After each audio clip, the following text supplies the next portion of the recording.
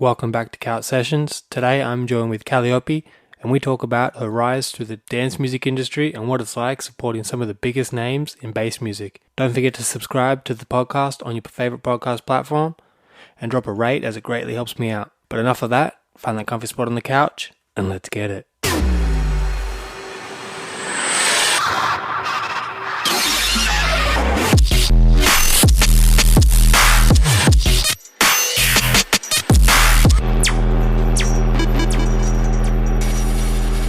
Hey Callie, thank you for coming on.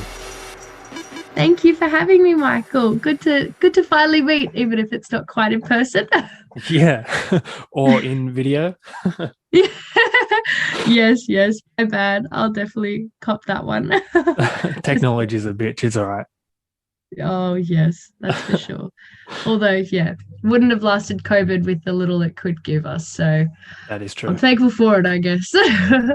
I call you Callie because I refuse to butcher your name.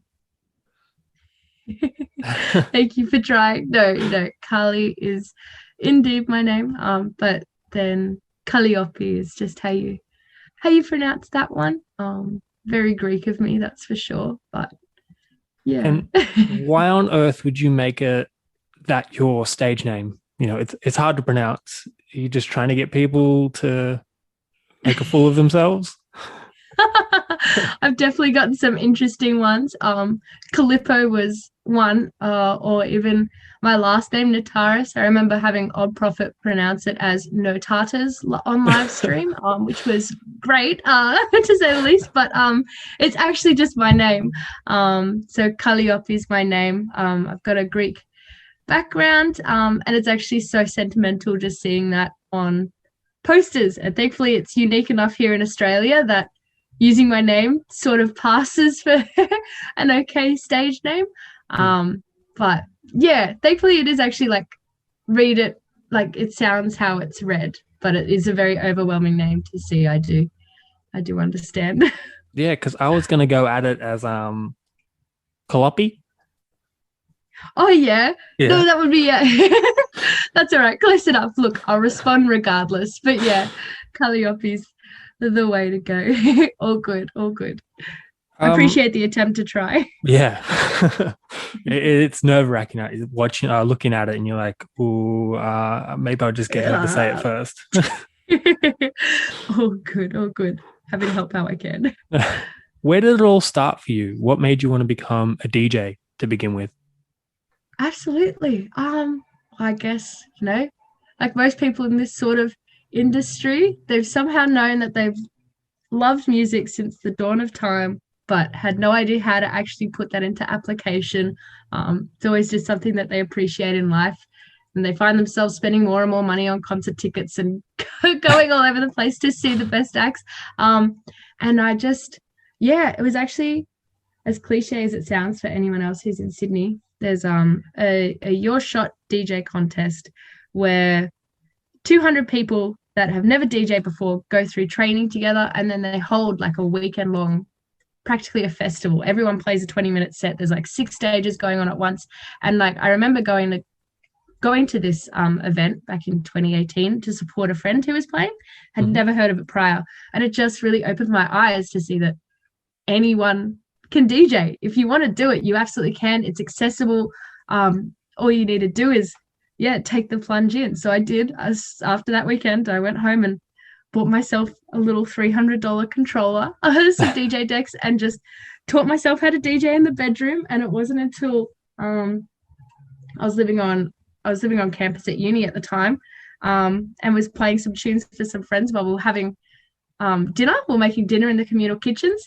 And then all of a sudden it just erupted. We just had like randoms start coming, and like we ended up being the prees for the evening at the uni, with all the other colleges coming and joining us, and just like packing out the kitchen. And that was the first time I got to like experience playing a set, and I wouldn't replace that for the world. That was definitely a feeling and so much energy that nothing else in life can even compare to. So definitely got the bug, and I've been hooked ever since, that's for sure.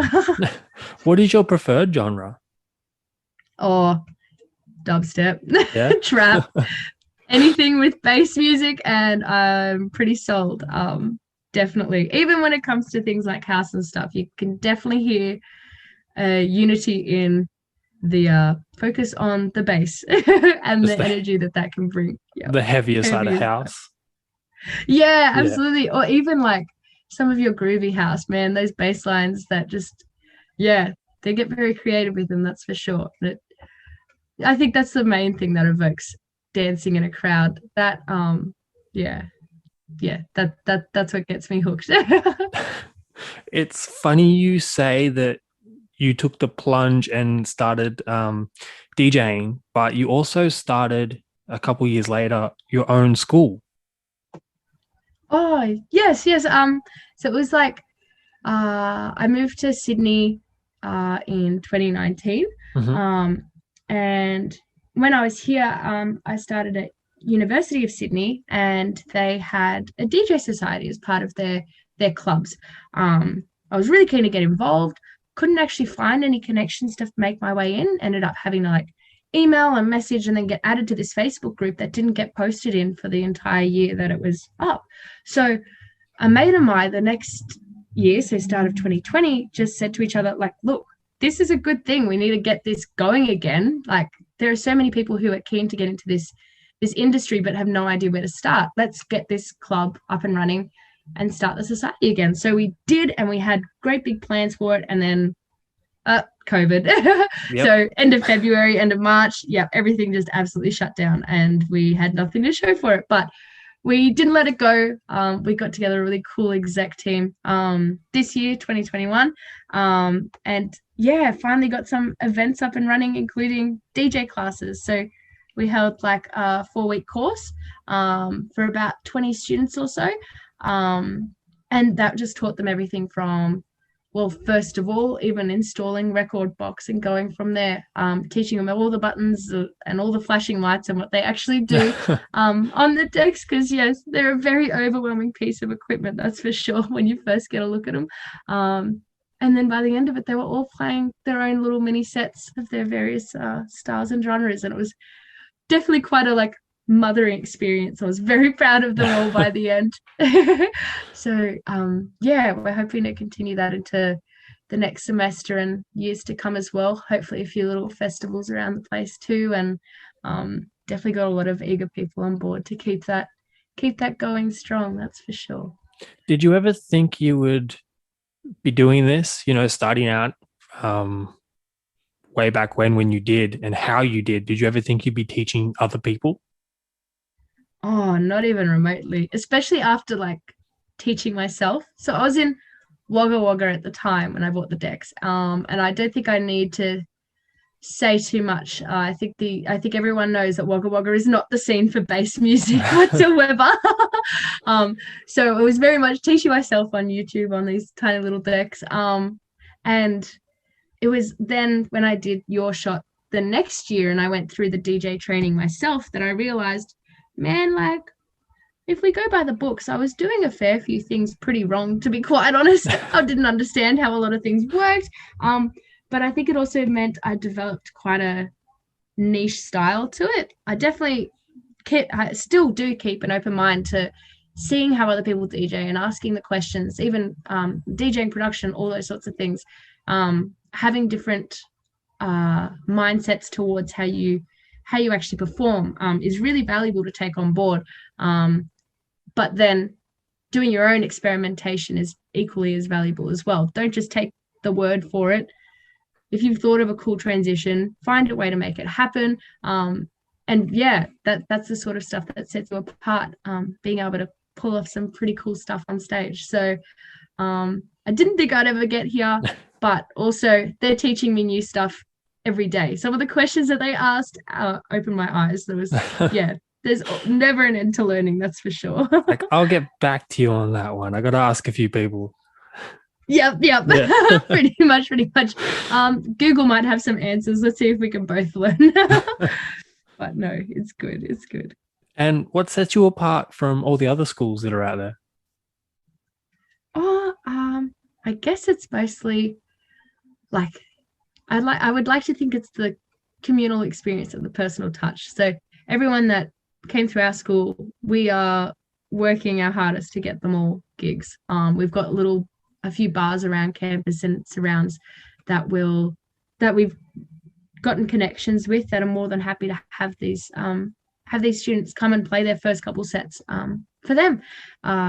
For example, there's a bar on campus, Herman's Bar, who have CDJ NXs, and they've been kind enough to let us come in and hold like mentor classes, like one-on-one on those CDJs in the middle of the day when they're shut, but getting that chance to have a play on those big club decks before getting thrown in front of a crowd is definitely unique. And it means the mentorship's one-on-one. They're getting answers to their questions in the moment as they're getting the experience straight away as well. And then, even if you're not playing, we're really encouraging the other students to come and get around each other's events and, hopefully build on that community that Sydney definitely has, but COVID did rain on a little bit. So we're really hoping we can do our part to help facilitate that all coming back. I think that's the main selling point. Yeah, well, you hold the next generation of DJs. Hopefully, yeah, that's for sure. I know I was very grateful for the chances I got when first starting out. So it's the very least I can do to get other people excited for the music and the events around Sydney, that's for sure. But from firsthand experience, I do know what it's like to step up to club gear and not know what the fuck you're going to do. Like, you're just looking at it like, what is this piece of, like, what is this equipment? Like, where do my headphones go? Like, where do I put this USB? Oh, literally though. My first ever gig was like, it was actually at Manning Bar on campus, but it wasn't for Sydney Uni. It was for Look Alive, playing for that first Marauder show that they held. Mm-hmm. And that was first ever gig. It was opening for Marauder and Heckler and Bad Rapper, and I definitely felt out of my league, but they were willing to take a chance on me. I was so excited for it. But yes, I had no idea how to use CDJs. Like, my decks didn't even use Record Box, so I had no idea what to do to prepare. Thankfully, I had some really awesome friends that were that were nice enough to help mentor me through the setup. And it was a lot of times just going to JB Hi-Fi and Store DJ, just staring at the display deck, trying to memorize where the buttons are. But even when I got on stage, I got to go in like half an hour earlier just to test the USB, practice a couple of transitions and get used to it. And my USB like wigged out the decks. Like, the decks got stuck in emergency loop, like down, restarted. I was like, oh god, if this is how we're starting now. So like corrupted it. Oh, it was so stressful. Thankfully, Elliot, the event organizer, was there to save the day. But even then, he was like, when he rebooted the decks, I just remember him saying to me, like, where are your memory cues? What are you doing? And like, that was a confidence booster right before I had to start. I had no idea what a memory cue even was. So it's a memory cue. Yeah. That's not the epitome of bluffing it. And yeah, I don't know what is, but look, it worked in the end. I'm not mad. It's always a learning curve. And definitely was a great night regardless. So wouldn't change a thing. Stress involved. Other than sweating bullets, how did it all go? Really well, thank you. Really, really well. I reckon that was totally my first taste of a bit of behind the scenes. Of course, like, I knew all these names and that before I'd moved up here, but the thought of meeting anyone actually in bass music was so beyond me. Like, before Wagga Wagga, I was in Canberra, which I'm guessing many people can agree is not much better. Even though it's the capital, there's not much going on there. Wasn't much going on. Can't say the same now. It's definitely grown into itself. But yeah, just getting to play a set, even if it was to 20 or so friends and my mum in the crowd, to then see what the crowd became by the time it was Marauder's set and he finished. It was insane. And that was definitely another point where the bug was caught going. I'd love to be that one that's got the full crowd, the full stage production, and has that sort of a response from the crowd, especially even to my own music. Granted, that's a lot further down the track, but no, it was an unreal experience. And yeah, definitely had me keen to get behind the decks again soon. So yeah. Well, since then, you've opened up for a lot of big names. Who has been your favorite? Oh, my favorite. Oh gosh. How could you do that to me?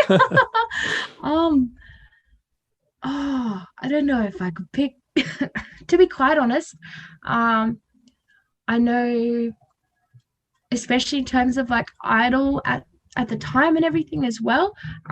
Getting to come back to Canberra and play, it was opening for Blank in 2019 when he was doing an Australian tour, and they opened up a brand new club in Canberra. It was a complete reboot of a club that used to be there before that I used to go to when I lived there growing up. And Blank had been an inspiration with his genres and his emotions and the way he pushes the boundaries of the scene with his music. Definitely been a big idol and was one of the first really big names that I was like main support for in my hometown. All my high school friends and friends for life that had never seen me DJ before, that was their first time coming to a show I could play. And the club there, Fiction Club, is amazing as well. So yeah, that was just a lot of great things all coming together at once. So that's definitely a highlight for sure. Yeah, yeah. Yeah. I'd say yeah. I'd probably say that one's it, but goodness, no, I'm just thinking about all the other ones, and I still don't think that's a definite answer. I think if you asked me tomorrow, I would probably come up with a different one again, but still a good one, a worthy one nonetheless. They all have their different stories. Absolutely, absolutely. I'm Good a and great. I'm a do it. Canberra or Sydney? Who has the better scene? Knew this was coming, but honestly, another division, but it's so good. So like, I love them all for their own little things, but I think growing up in Canberra, like I was getting tired of it before I'd even reached 18, like before I knew what was going on, because they are very Triple J heavy, like your alternative indie. I do try my best. There are a few that I absolutely love, but it's just not my scene. But I moved to Wagga and simultaneously developed quite a like musical friend group up in Sydney. So I was doing like the 5 hour round trip from Wagga to get up to Sydney to go to concerts and stuff. And I just fell in love with it absolutely. So when I finally moved to Sydney and I could go out, 3 times a week, and Chinese Laundry was like a 10-minute Uber away from my house, like it was insane. So Dangerous. oh, very dangerous, but in the best way possible, that's for sure. And thankfully, that's where I have to thank for all the gigs that I started to get. There was no way that I was gonna be able to DJ for the names that I have back in Wagga or back in Canberra at the time, and it definitely got my foot in the door, and I've met some pretty incredible people along the way in Sydney. But then Fiction Club, the one that I mentioned before, down in Canberra, came into the picture, and when I had to move back to Canberra last year because of COVID, university all shut down, so I just moved back in with the family. Canberra didn't even know that COVID happened, and we were dancing again by like, goodness, I think I was getting gigs by like August 2020.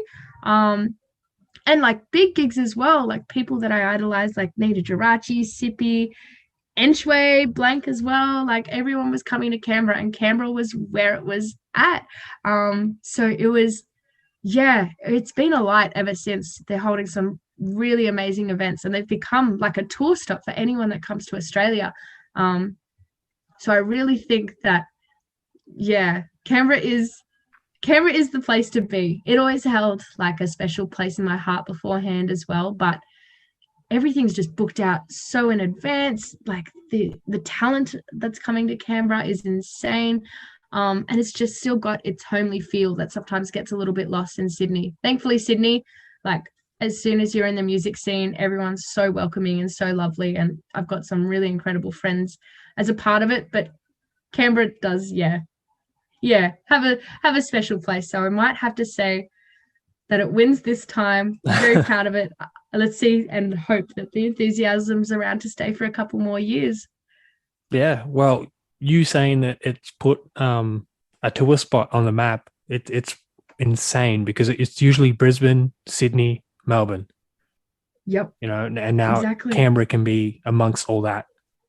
Absolutely. And it's not a small club either. Like, with the restrictions, I think it's like 500 to 700 capacity at the moment, but that place holds at least 1,000 when it's really packed out. And it's gotten there with like What So Not, Chris Lake, a couple of big names like that have come through and just absolutely sold out. And it's been an incredible experience. I'm so happy to see it doing well.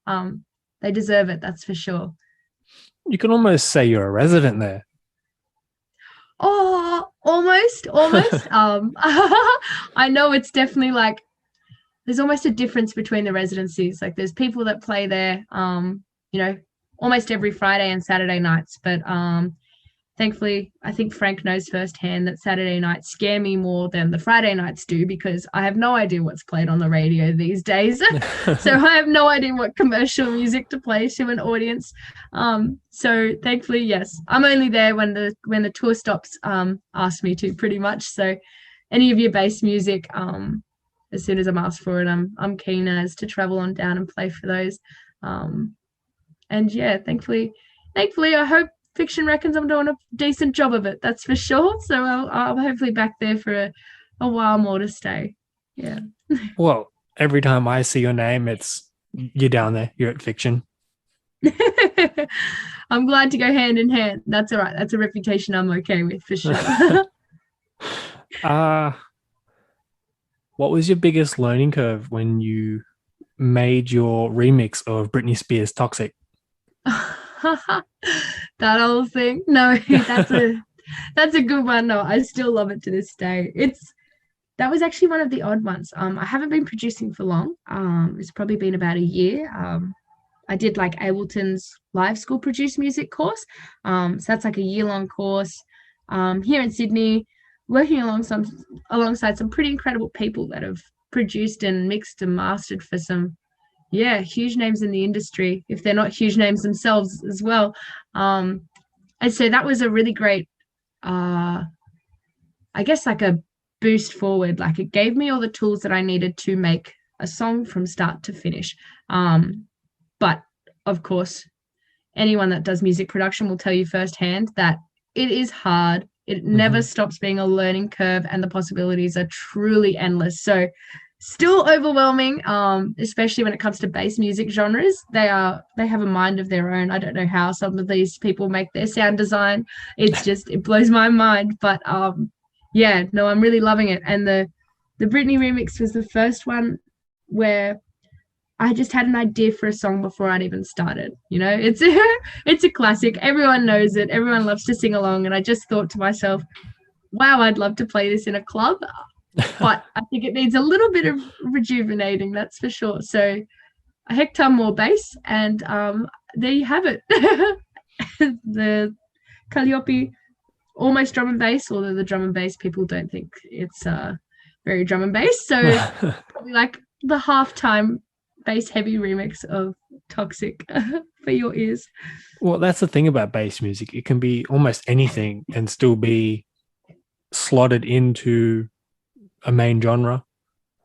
Yeah, 100%. Some of the coolest production coming out these days, like Leo Trix, saw him the other week, and the stuff he comes up with is next level in terms of production. Like he's on his own planet, and it's a great planet. I want him to keep doing what he's doing because it's fantastic. But he was playing like his flips of like TikTok by Kesha. Like what a banger. Oh, You Told Me was singing when that came on middle of a rhythm set. Like who doesn't love that? So yeah, there's definitely a place for it. The opportunities are just endless for sure. But you also got support from Blank with your remix. Oh yes. Yeah. So that was like just after releasing it. So end of last year. He's been doing, and a lot of artists, like once lockdown hit, started doing Twitch and Discord stuff. So creating Discord servers so everyone has still stay connected while we're all stuck in our own homes. And he was doing like Twitch feedback streams where you just send in a song, he picks a few, plays them live to everyone, and has a bit of a like feedback session on it. This one ended up a bit more than just feedback, and he asked me to send through the actual project itself, and then on live stream ended up making his own remix of my remix, pretty much. So we like mashed it together afterwards, and made like a blank edit of the Kaliopi flip of Toxic by Britney Spears. Which ended up being like really, really cool. I love playing that one live because it does like a sick BPM change from like the 87 down to like 70 BPM in the second drop. It's really heavy and cool, and yeah, I guess that was definitely a tick off the bucket list in my books as well. One of the dream collabs. I guess you if you pretty could much even call it a collab. Yeah, that's a collab. I'm happy to label it as that. That's for sure. So I'll take it. happily. So yes, it's definitely a dream come true. Unexpected one, but Britney can be a part of it too. I'm definitely not mad about that. Can we see an original anytime soon? Oh, 100%. That is the goal for this year. I need to get some originals out. I've got a couple of collabs in the work with some friends, which are like originals or like flips as well. But a Kaliopi original by itself this year, this is the year. I've definitely got a few like work in progress lined up with some interest for hopefully some labels for it as well. But time will tell. I just need to kick myself into gear and get uni over and done with, that's for sure, and learn how to juggle all the things at once, which is doable. People are doing it, so I should be able to do it as well. Well, you said it here, so now everyone can hold you against it. Exactly. This is me holding myself accountable for my claims. That's it. What is it? 31st of December at 11:59. You can make that post saying it's here, it's finally here. I did it. It's here, it's done. Deal. Look, if it counts, it counts. No, we'll make it happen. That's my promise. What's your favorite food? Oh no, that's probably a harder question than favorite set.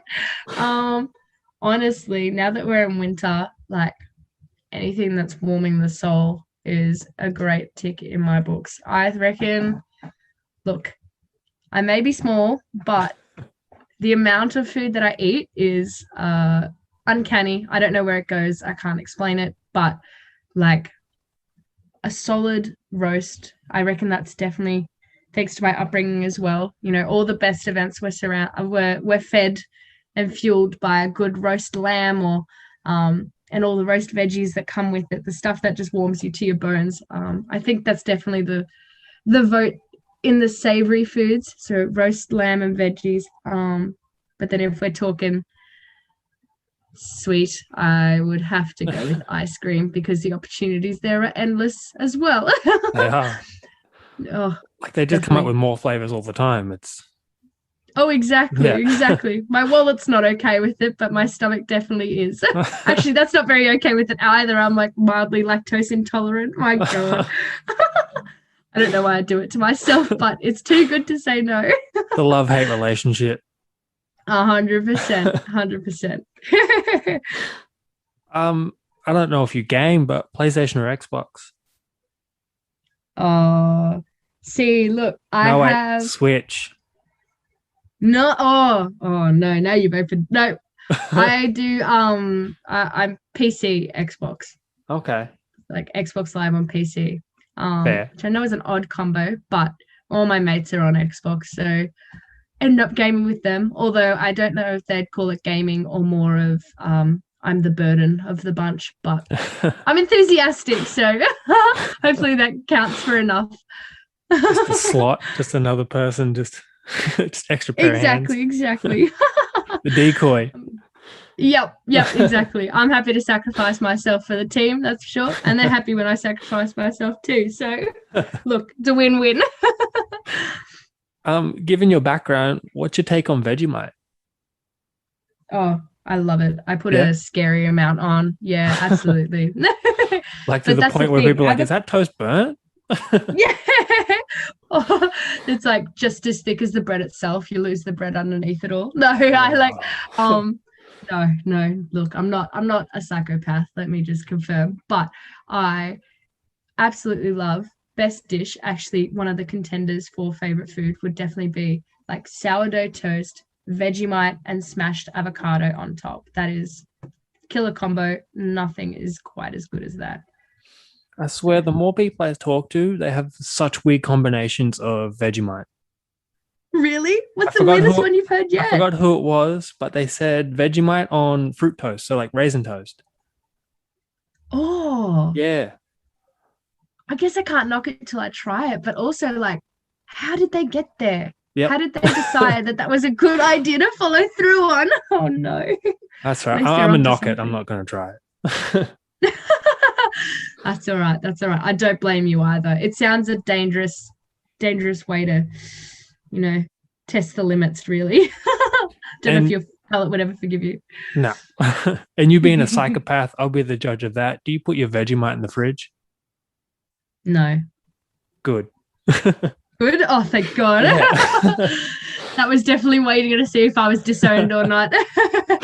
Yeah, That's no. okay. Vegemite in the fridge does not work well. I don't know All if you've right. ever used cold Vegemite. It just doesn't spread. No. It's already hard enough to spread, but yeah. Yeah. I don't know what incentive like even draws you to doing that. I don't. That's all right. Each to their own, I guess. Each to their own. As long as they don't taint my life with that sort of behavior, then I think we're okay. When you're not being um Calliope, You could do it. Yes, nailed it. Nailed it. what are you doing? What are you studying at uni? Absolutely. I'm actually studying veterinary bioscience. So, like, being a Sounds doctor for intense. animals, definitely intense, but also a very good time. I don't think there's any other degrees that can say, like, they've been to class and it's like playing with lambs on a farm. So, it's definitely got like agriculture within it. It's definitely good to understand, like, how the production system works. So, the clients that you're actually working for, what they need to achieve. Veterinary bioscience, like it's everything from looking at like genetics, so like on such a deep molecular scale, all the way to like animal handling on like farm work, and the actual production systems themselves. So, cattle, sheep, pigs, poultry, then your cats, dogs, and all your domestic pets as well. Or even like we had a whole class last year that was supposed to be at the zoo and working with like Australian native animals and stuff. And that was really sick. So, yeah, definitely a broad degree, but Mm. in a very enjoyable way. If that's going to be the backup plan of music, I'm not mad at all.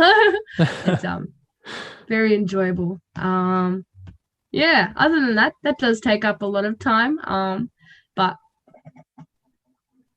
I guess I just like um I don't know. There's always seems to be a lot going on. I'm definitely one of those types of people where I if I'm not doing something, I'm craving to do something. Like I am for some reason at my happiest when I am pushing my productivity levels to the absolute limit, even with the stress that's associated with it. So, I'm always looking to take on new projects and stuff like that. So, that's where things like the DJ school came into it. Even like to do with music itself, but outside of music. So looking at your like visual arts or like all the stuff that comes with that. So the creativity side of designing, I don't know, hands-on productive things just make me very happy. I'm more than happy to try anything on hand. Oh, and you know, I can't vouch for it more. Exercise is everything, especially when you're sat in front of a computer for so many hours of the day, whether it be uni, music, work, going out and like socializing and exercising simultaneously from bouldering to basketball to anything. It just the best mental reset you can give yourself. So definitely encourage it if you haven't given it a try already. Well, now's the time to flex. What can you lift? Oh golly. Okay, I guess my flex is only valid if you keep the mindset of like body weight percentage, okay? Like, I am a very small human being. I only weigh like, God, like 48 kilos, aiming for 50 kilos on a good day. But yeah, we're struggling to get there. But I guess, oh, deadlift's probably my best lift. And I've gotten like 92.5 kilos for that. So like body weight percentage wise, that's like so close to double. That's the aim. That's the aim. I need to get 200% body weight. But yeah, I know most people can bloody overhead press 90 kilos. So it's not that impressive when you say it, but just think about the small human that I am, please. Yeah, the weight to height ratio, you know? Yep, Yeah. 100%. The only claim that I've got. That's so good. If anyone follows you on social media, they know you like to spend a lot of time either at cafes, at brunches, or in your Udi. Are you sponsored by Udi by any chance? I'm actually not. And if the video was working right now, you would see that I'm sitting here in it as we speak. But honestly, if they wanna get me on board, I am more than happy to be a ambassador for these things. I couldn't encourage them more.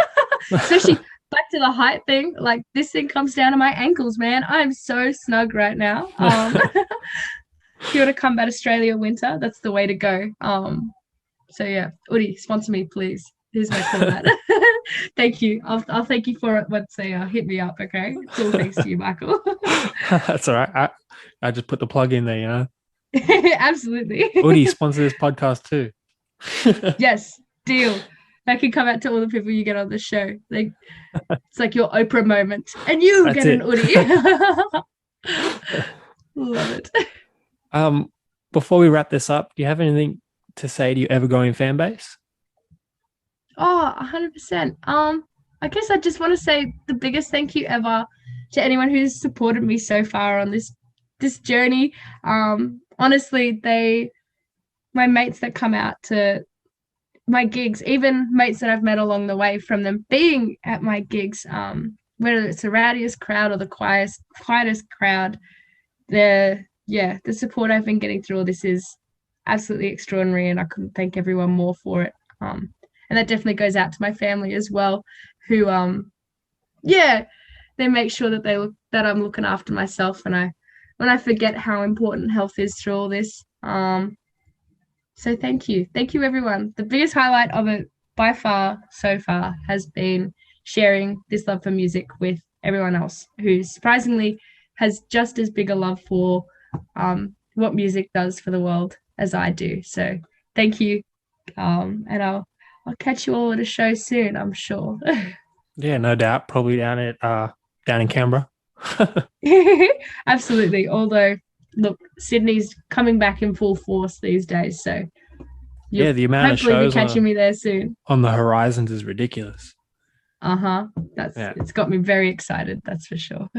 To anyone who isn't following you, what do you have to say to them? Oh, well, I guess if you want to come jump on the bandwagon, it's definitely a good old time. I'm not afraid to make a fool of myself, that's for sure. So you could definitely get some entertaining content along the way at my expense. But there's definitely some big things in the work too. So hopefully, you can come check it out, and hopefully you enjoy. But yeah, it's nothing but authentically me. So thank you. Thank you for anyone, who puts any time into coming along for the ride. It really means the world. And where can we find you? Absolutely. I'm pretty everywhere. Yeah. I'm on your Instagram as Kali_Nataris. Kaliopi DJ, most other places as well.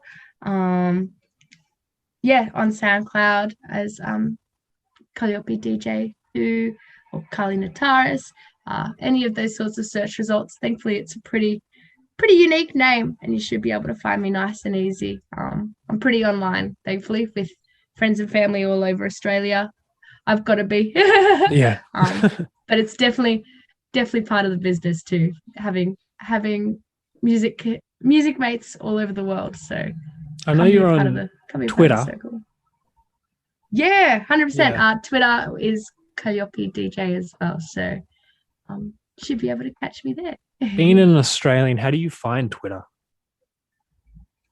I'm still struggling to get my head around it, to be quite honest. I don't know how so many people have this many thoughts in the space of a day. I feel kind of like my brain's a bit slow to keep up with it all, but it's entertaining at the least, that's for sure. So Yeah. I'm going to get around it a bit more in the future. Well, thank you so much for coming on. Thank you so much for By the having sounds me. of it, you are a very busy person, so your time is greatly appreciated. Honestly, no, my very pleasure. Thank you for making the time for me. Always around for everything to do with music, that's for sure. Yeah, by the sounds of it, and you sound very invested. For all the right reasons, I promise. Kaliopi, thank you very much. Thank you so much, Michael, and Couch Sessions, and Love Dance Radio, which I'm very keen to see make its comeback. Thank you so much for your support you've shown me over the years. Means the world. No, very much welcome. Thank you. Thank you.